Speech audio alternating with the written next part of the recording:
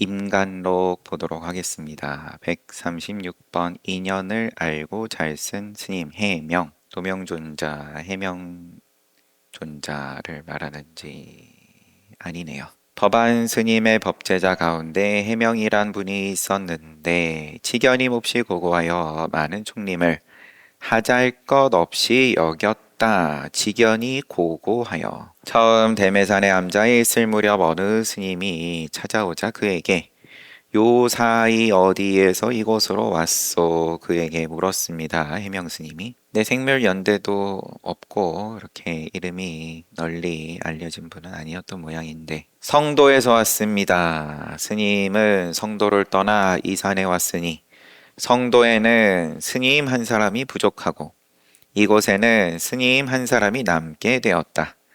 남으면 마음 밖에 법이 있고 부족하면 신법이 두루하지 못하니 이 도리를 말할 수 있거든. 이곳에 머무르고 모르겠거든. 당장 떠나가라. 뭐가 좀 주저리예요. 뭘 한 방에 공부를 시키려면 하든지 하지만 제가 시비하려는 건 아니고 다 선지식의 입장에서 다 자기에 맞는 또 그런 법을 맞는 인연에게 펴는 거니까 그 스님은 아무 대답도 못하였다. 또 천태산으로 옮겨 살 때 이렇게 끝났네요. 그냥 천태산으로 옮겨 살 때 그곳에는 언명이라는 분이 있었는데 뛰어난 기변을 자부했던 인물이다.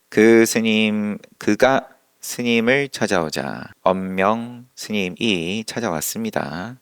여기는 여기대로 뛰어난 기변을 자부하는 분이었는데 그 스님한테는 언명 스님에게는 또 공교롭게도 여기도 언명이에요. 해명 스님이 이곳에 덕 있는 예쁜 중에 깨친 스님이 있었는가? 있습니다. 천태산에. 그러면 여기는 깨달은 분이 있어? 있습니다. 한 사람이 진리를 깨쳐 근원으로 돌아가면 시방 허공이 모두 없어진다고 한다. 그러면서 천태산 가리키면서 지금 천태산이 저렇게 우뚝한데 어떻게 저것을 없앨 수 있겠는가? 한 사람이 근원으로 돌아가면 시방의 동서남북 상하 또 사이사이 다 없어진다고 부처님 말씀하셨는데 그런데 저기 산이 그대로네. 저거 어떻게 없앨 거냐? 언명 스님은 눈이 휘둥그레져 멍하니 스님을 바라보다가 도망가 버렸다. 이것도 이렇게 법스는 어떤 모양 이런 일화들을 통해서 보여줍니다. 뭔가 이제 좀 결이 있죠. 첫 번째, 두 번째 이야기가. 또한 여러 노스님에게 물었다. 설봉 스님의 탐명에 인연 따라 생겨난 것은 유는 풀어가지고 이 12연기 볼 땐 그냥 간단하게 존재, 유, 생, 노사 이렇게 유를 이제 풀어서 인연 따라 생겨난 것은 처음과 끝이 있어 마침내 부서지지만 늙고 병들고 죽고 그게 인연이다.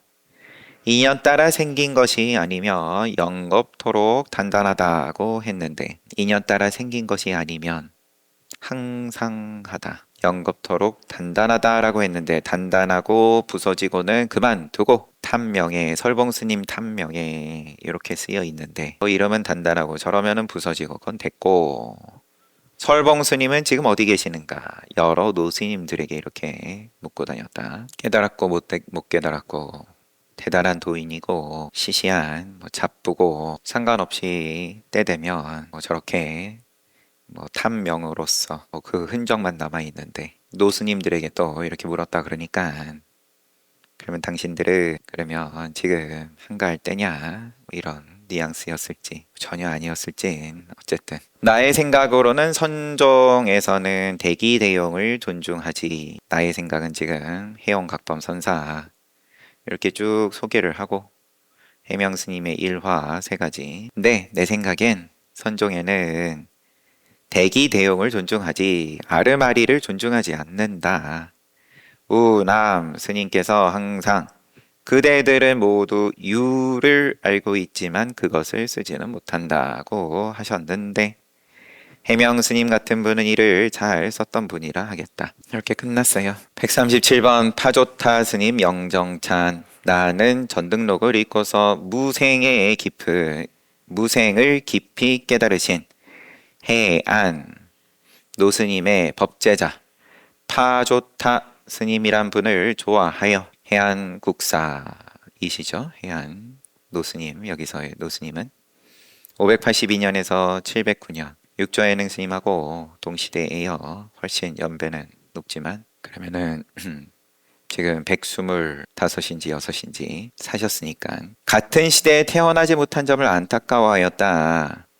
근데 지금 얘기한 건 해안 노스님이고 그 법제자 파조타 스님이란 분을 좋아해서 그분하고 같은 한번 만나봤으면 좋았을 텐데 했다. 주석을 먼저 보겠습니다. 파조타 당나라 개원 연간 713년에서 741년 여기는 30을 못 살았습니다. 오조홍인의 제자인 해안의 제자 그가 살고 있는 집 부엌계에 사람들이 와서 제사를 지내면서 살아있는 동물을 끓이니 어느 날 스님이 와서 막대기로 부엌에 부뚜막을 치면서 성령이 어떻게 살아있는 동물을 끓여 죽이는가 하였다. 그때 부뚜막이 무너지면서 작은 한 사람이 푸른 옷을 입고 관을 쓰고 나타나서 나는 이 집의 조왕신인데 스님께서 설하는 무생 법문을 듣고 오랫동안 받은 업보에서 벗어나서 생천할 수 있게 됨을 감사드린다 라고 하였다. 이 때문에 세인들이 파조타 화상이라고 하였다. 그가 살고 있는 집 부엌계 출가 전이겠죠 아마. 제사 지내면서 동물들을 잡아서 제사 지내고 하니까 이름 모를 스님이 지나가다가 부엌에 부뚜막을 치면서 한 말씀 하시니까 부뚜막이 무너지면서 작은 한 사람이 푸른 옷을 입고 관을 쓰고 나타나서 조왕신입니다. 스님께서 설하는 무생 법문 듣고 이제 오랫동안 이제 머무르다가 그러다가 생천할 수 있게 되었습니다. 감사합니다. 파조타 스님이란 분을 좋아하여 안타까워했다. 소성 연간의 두 번째로 여산을 돌아다니다가 스님의 영정을 보고서 찬을 썼다. 이제 읽어보겠습니다. 숭산의 허름한 집 부엌계에 귀신이 있어서 주석을 먼저 보길 잘했어요. 부엌계에 귀신이 있어서 사람들은 다투어 가며 날마다 제사 지내네. 스님은 제자들과 우연히 길을 가다가 그러면 아까의 독해가 조금 다른 건지 여기는 그냥 어느 날 스님이 와서 라고 돼 있어서 이분이 그러면 파조타 아닌데요. 그가 살고 있는 집 부엌계 이렇게 진행이 되니까 아까처럼 보는 게 맞을 것 같은데 다시 숭산의 허름한 집 부엌계 귀신이 있어서 사람들은 다투어 가며 날마다 제사 지내네.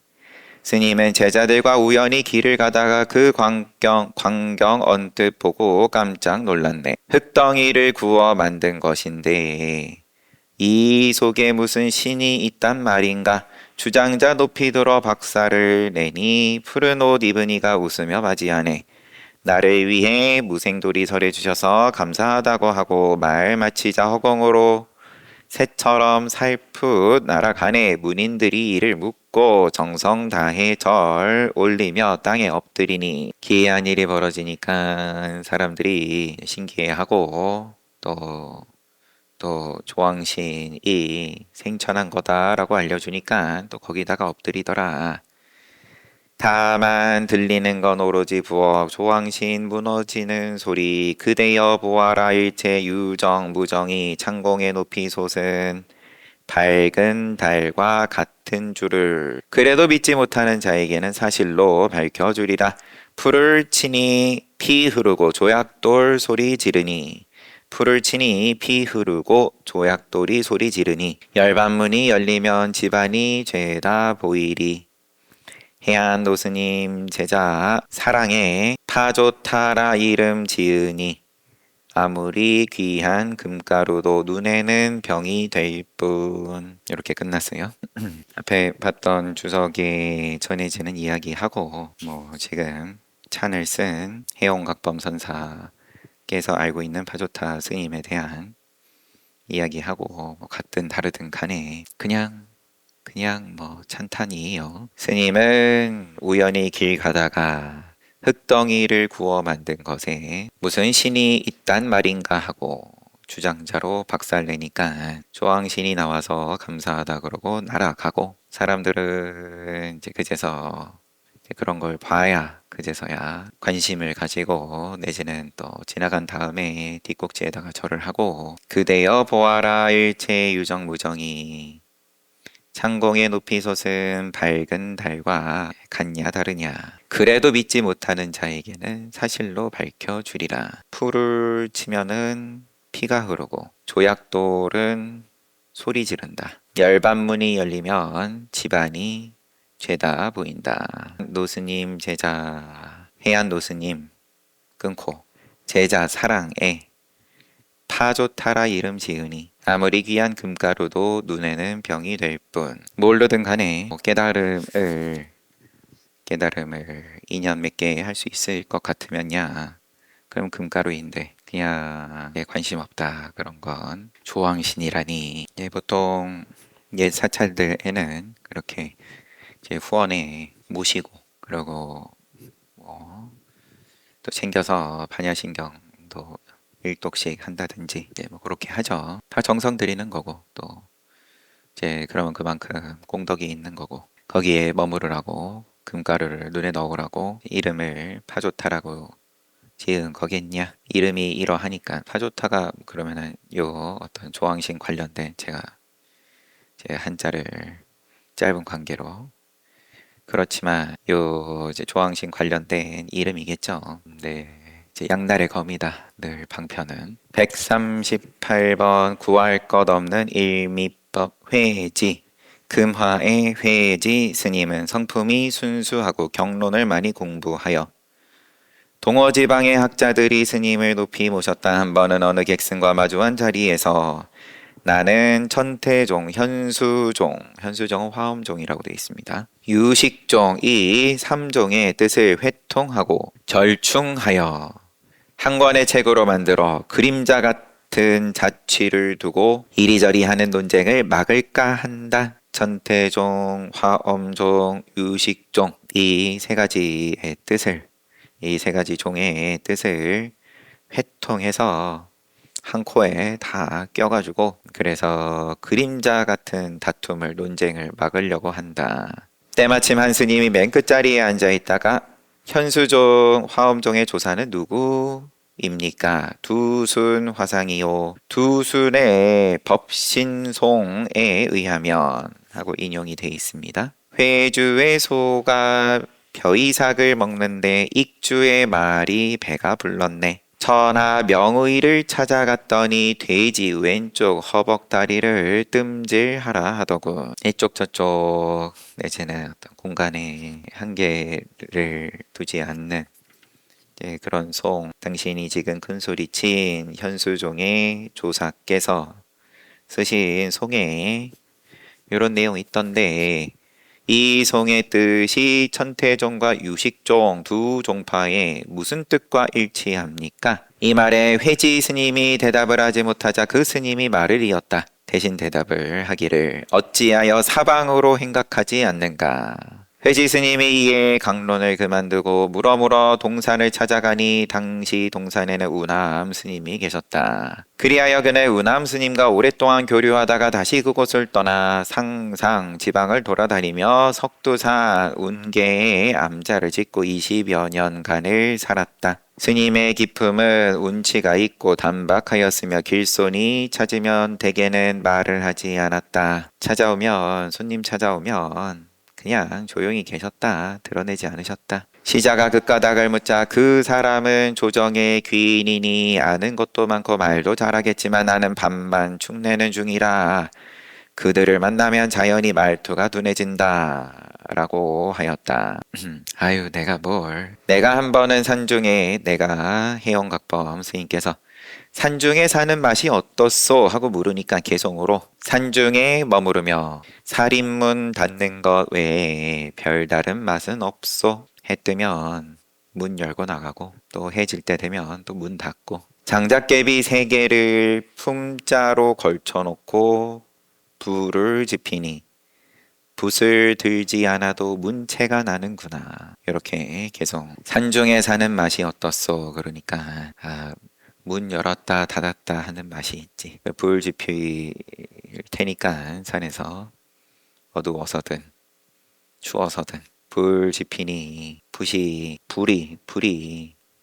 불꽃의 놀림이 내가 굳이 붓을 들지 않아도 될 정도다. 다시 이어서 개를 짓기를 온갖 일 모두 잊고 어리석은 사람처럼 일을 다 잊고 어리석은 사람처럼 나의 발자취는 들사슴과 항상 함께 삼배옷 벗지 않고 주먹으로 베개 삼아 잘 때 되면 그냥 들어누워 자면 되는 거고 칡넝쿨 우거진 암자 몇 번이나 꿈에 보았던가. 법원사의 어느 노스님이 뭐 하긴들 늘 인사드리니까 네, 방에 이불이 없죠. 자기는 어렸을 때 살 때부터 가난해가지고 이불이 없어서 바닥에 요도 없고 그래서 딱딱해야 잠잔다고 덮어도 번거롭고 근데 그러면 이제 난방을 있는 대로 해야 되니까 어렸을 때 성장할 시기에 이제 그게 몸에 배버리니까 지금 보고 있는 건 이름도 또 잊어버렸어요. 회지 스님이란 분인데 온갖 일 모두 잊고 어리석은 사람처럼 나의 발자취는 들 사슴과 항상 함께 삼배옷 벗지 않고 주먹으로 베개 삼아 칡넝쿨 우거진 암자 몇 번이나 꿈에 보았던가. 스님은 62에 강남으로 돌아가 옛 친구 조 스님에게 의지할까 생각하다가 조 스님이 용안사 주지로 있다는 소식을 듣고 곧바로 떠났다. 나는 이 일에 대해 계속 두 수를 지었다. 삼상과 만겹산을 두루 보고 강남으로 돌아가 용안사에 누웠노라. 구할 것 없는 한맛의 법으로 일미무구법으로 총림에 머무르며 어떤지를 구경하네. 시끄러움 속에 내맡기니 과연 신통하도다. 억구 속에 몸 감추니 살길이 열렸구나. 강철 심장의 얼굴엔 웃음 띄우니 심장은 강철 얼굴은 웃음 종장을 친견한 일 헛되지 않았군. 이렇게 또 이제 본인의 감상이라고 하면 맞는 말인지 여튼 높이면서 아니면 그다지 높이는 건 아닌지 그래도 존중하니까 이렇게 또 한 꼭지 소개를 하는 거죠. 처음에는 똑똑한 분인데 이 회지 스님이 성품이 순수하고 경론을 많이 공부하여서 천태종, 화엄종, 유식종 맨날 이제 서로 의미 없는 그림자 같은 그런 논쟁만 벌이는데 이거 그냥 정리를 좀 해가지고 다 같은 가르침이라는 것을 알려줘야겠다. 한 권의 책을 써야겠다. 그러니까 한 스님이 화엄종의 조사께서 쓰신 송에 의하면 회주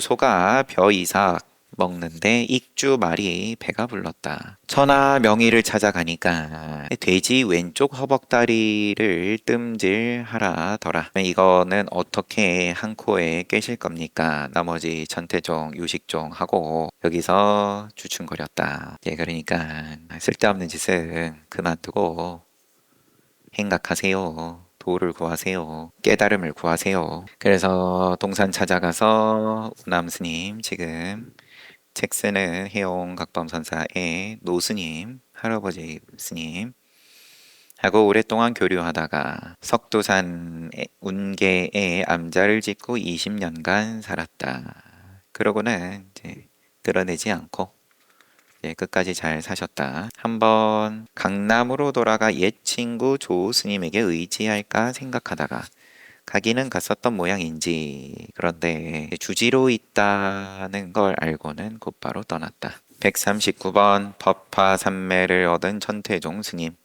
변제법사. 얼마나 말솜씨가 좋은지. 말솜씨 법사예요. 항주 상천축사. 상천축사. 왕 오천축 국전. 우리 늘 나오는 천축국 가운데 한 곳을 상천축이라 부르는지 아니면 천상을 의미하려고 상천축 절 이름이요 이든 변제법사 원정 스님은 법화삼매를 깨닫고 지극한 수행을 하였으며 천태종을 널리 펴 제1인자로 불리었다. 동호지방의 강사들은 스님을 종사로 섬겼다. 당시 수주에 회두라 불리는 미치광이 중 하나가 있었다. 삿된 도로 사람들을 선동해 말하기를 큰 탑을 세워 오인들의 동오지방의 오자예요. 중국 대륙의 남쪽 백성들의 복전으로 삼겠다. 크게 불사해가지고 너희들 공덕이 크게 되게끔 하겠다. 그러니까 사람들이 구름처럼 보시를 하였다. 교주였네요. 그러나 그가 항주 땅으로 들어오기를 꺼린 것은 변제 스님을 속일 수 없었기 때문이다. 그는 부득이하여 항주에 오자 맨 먼저 10만 양을 상천축사에 보내 대중에게 공양을 한 후 사람을 보내 변제 스님에게 물었다. 앞에 이야기는 모를 일이지만 되게 이 변제법사 원정 스님을 두려워했다. 눈치를 봤다. 그래서 큰 돈을 절에다가 먼저 희사를 하면서 사람을 보내서 묻기를 이번에 수조전 약간을 올리어 대중방 한 채를 지어드릴까 합니다. 건물을 짓는데 수리하는데 쓰는 돈, 건물 짓고 수리하는데 쓰는 돈 불사하세요. 원정 스님은 다음과 같이 답서를 보냈다. 도인의 바람이 먼 곳에서 불어오니 산천이 더욱 아름답다. 산천이 아름답구만 뭘. 그대의 말이 먼저 이르니 아닙니다. 기쁜 마음을 어떻게 헤아릴 수 있겠는가.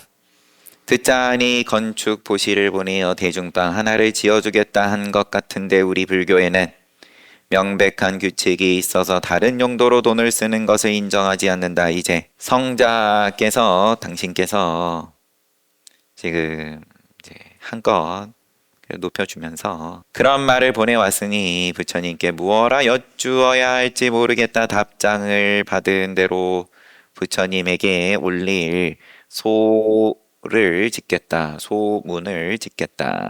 앞에 독해를 다시 한번 보면 도인의 바람이 먼 곳에서 불어오니 산천이 더욱 아름답다. 그대의 말이 먼저 이르니 기쁜 마음을 어떻게 헤아릴 수 있겠는가. 보고 싶으면 오면 되지. 뭘 그렇게 간을 봐. 이거죠. 참. 이름은 당연히 높을 테니까 교주하고 있으니까 백성들에게는 참 큰 스님이라고 이름이 높을 테니까 참 도인께서 우리 지역에 오셨다니 산천이 더욱 아름답네요. 그런데 어째서 얼굴은 안 보이고 그대의 말이 먼저 이르니 기쁜 마음을 어떻게 헤아릴 수 있겠는가. 그리고는 참 큰 돈 주셔가지고 또 그거를 주면 좋지 뭘 또 어떻게 쓰세요. 그런데 이게 부처님 말씀에는 좀 안 맞네요. 답장을 받은 대로 부처님에게 올릴 소문을 짓겠다. 미치광이는 크게 놀라 자기 무리를 만나기도 부끄러워하였다. 한마디로 뒷돈을 주고 살살 하려고 했던 건데 그 변제법사 원정 스님께서는 그거를 대중에게 모두 열어 보이면서 일을 진행할까 합니다. 이러니까 깜짝 놀랐다. 그러자 원종 스님의 문도까지도 예를 갖추어 그 돈을 받음으로써 속인을 제도하자고 권하자. 그러나 원종 스님의 문도까지도 그러면 같은 집안에 사형사제이든 아니면은 또 위에 사숙 스님들이든 야 그거 받아가지고 잘 쓰면 되지 않겠냐. 속인을 제도합시다.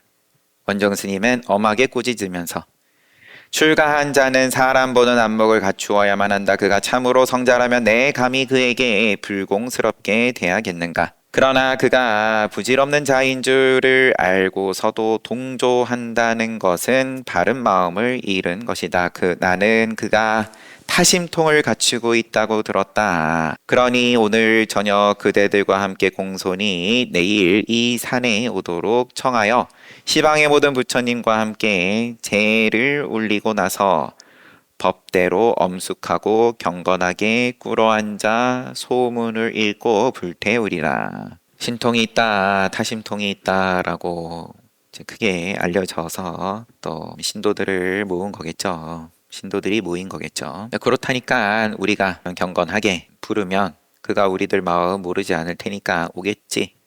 이튿날 대중을 거느리고 나아가 맞이하였으나 미치광이는 끝내 부름에 응하지 않았다. 이에 학인들은 모두 스님에게 승복하였다. 네, 거짓되었든 아니면은 정말 타심통이 있어서 그거를 부르는 걸 모르지는 않았지만 당당하지 못해서 오지 않았든 거절하기에는 너무 큰 돈이었다. 주변에 원정 스님하고 함께 있는 무리들조차도 다시 한번 생각해 보시지요. 이러니까 그러면 한번 우리가 이렇게 증명해 봅시다. 하고 모양을 쓰셨다. 140번 인도승에게 예언받은 여섯 선지식. 분양무덕 스님은 71분의 선지식을 참방하고 그러면 행각을 많이 다니시고 전후 8차례나 주지하라는 청을 받았지만 모두 거절하고 그만큼 또 선지식들이 높게 봐주셨다는 거겠죠. 모두 거절하고 세상에 나가지 않았다. 그리고는 양양, 백마사와 분양에서 한가히 머물렀는데 스님과 속인 천여 명이 스님이 계신 절을 찾아와 설법을 청하였다. 조용히 몸을 숨기셔도 대중들이 찾아와서 청했다. 이미 종풍을 크게 떨쳤으나 스님은 변함없이 산문 밖으로 나서는 일이 없었으며 스스로 불출원가 노래 가짜 불출원가를 지어 자신의 뜻을 나타내었다. 북쪽 지방의 매서운 추위로 야참 법문을 저녁 때 소참 법문을 그만두었는데 추워서 갑자기 인도 스님 한 분이 구름을 타고 날아와 설법하지 않는 이유를 물었다. 스님이 혹독한 추위로 대중들을 차가운 밤에 서 있게 할 수 없어 그만두었다라니까 인도 스님은 때를 놓쳐서는 안 된다. 이곳 대중이 많지는 않지만 이 중에 여섯 스님이 뒷날 대종사가 되어 그들의 도가 중생과 모든 하늘을 덮을 것이며 인천의 스승이 될 거고 대자대비의 문을 열어 법보시를 하게 될 것이니 설법에 인색해서는 안 된다 하고는 말을 마치자 종적을 찾아볼 수 없었다. 스님은 그 이튿날 법당에 올라 황금 주장자를 짚은 서역 스님이 불법을 위하여 분양사에 와서 6명의 큰 그릇이 있다 하며 그들에게 법을 표도록 권유하였다라고 말하였다. 당시 대우수지, 석상초원, 낭야해가, 법화, 전거 스님 등이 모두 스님의 문화에 있었다. 실제로 큰 인물들이 많이 나왔다. 우리도 여러분들 중에 큰 인물들 많이 나오셔서 도가 중생과 모든 하늘을 덮고 대자대비의 문을 열어 법보시를 하게 될 것이니 자꾸 조건을 붙이지 말아라. 날이 추우니까 그럼 또 대중들 고생시킨다고 저녁 때 법문은 우리 이제 겨울 동안은 쉽니다. 그래서는 안 됩니다. 오히려 지금이 더욱 쉬지 않아야 할 때입니다. 차라리 쭉정이밖에 없는 대중이면 모르겠지만 큰 인물들이 나올 종자들이 있는데 왜 큰 인물 종자는 안 보고 쭉정이 보고서 아유 고생한다 그래 그러면은 겨울에 쉬어야지. 어느 쪽을 쫓아갈 겁니까? 고만고만한 입장으로 갈 겁니까? 아니면 다 떠나도 좋다. 대종사의 씨앗을 그럼 키우시렵니까? 스님은 다음날 법당에 올라서 전날에 있었던 이야기를 그냥 고스란히 다 말씀하시고 너네들이 알아서 해라 그러면 대중의 판단에 맡기겠다. 갈 사람은 가고 추워서 환경이 안 좋아서 이래서 저래서 요거 해야 돼서 저거 해야 돼서 못하는 분은 당연히 그 존중하는 거고 각자 자기 인연이 있는데 그걸 어떻게 개입을 하냐. 갈 사람 가고 나는 어쨌든 이렇게까지 이야기 들었는데 나는 할 테니까 너네들 알아서 해. 잘 봤어요. 내 눈높이를 차제 법문이라고 차제설법이다. 눈높이를 맞추는 것도 좋은 일이지만 대중은 상중하니까 어디다 눈높이 맞출 거냐. 많이 모이는 것도 좋지만 어디까지 양보를 할 거냐. 따가 정진합시다.